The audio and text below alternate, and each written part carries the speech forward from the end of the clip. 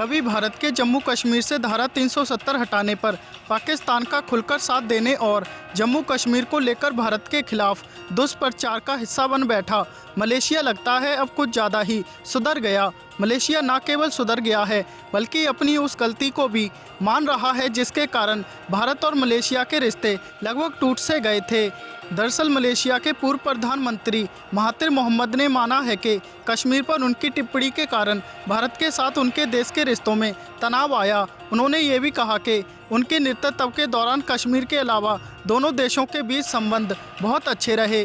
बता दें, मलेशिया के तत्कालीन प्रधानमंत्री महातिर मोहम्मद को जम्मू कश्मीर पर पाकिस्तान का साथ देना और भारत के खिलाफ टिप्पणियां करना बहुत महंगा पड़ गया और उन्हें इसकी कीमत अपने पद से इस्तीफा देकर चुकानी पड़ी।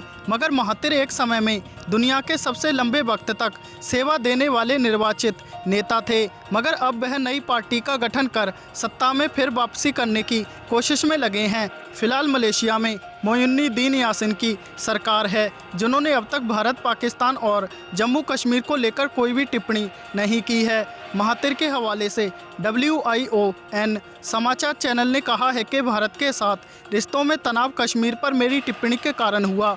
दरअसल सितंबर 2019 में संयुक्त राष्ट्र महासभा में भी अपने संबोधन के दौरान महातिर ने कश्मीर का मुद्दा उठाया था। हालांकि भारत के विदेश मंत्रालय ने इस पर कड़ी प्रतिक्रिया दी थी, मगर अब मलेशिया के पूर्व प्रधानमंत्री ने अपनी गलती मानते हुए कहा है कि भारत के साथ हमारे संबंध हमेशा बहुत अच्छे रहे हैं, लेकिन कभी कभी मामूली गड़बड़ियों घटनाओं के कारण उस वक्त रिश्तों पर तत्काल प्रभाव पड़ा, मगर बहुत तेज़ी से ही हमने अपने संबंधों में ऐसे तनावों को दूर कर दिया।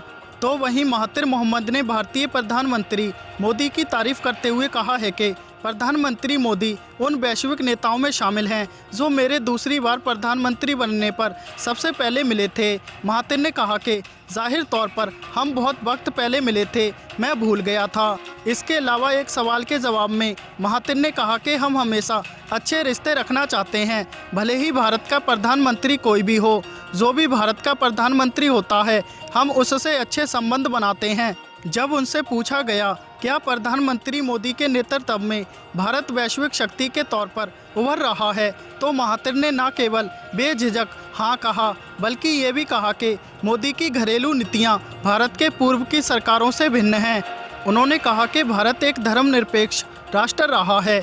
मलेशिया के पूर्व प्रधानमंत्री की इन बातों से लगता है कि मलेशिया तो सुधर गया, अब तुर्की की बारी है और वो दिन दूर नहीं जब भारत तुर्की की नाक में भी नकेल डाल देगा।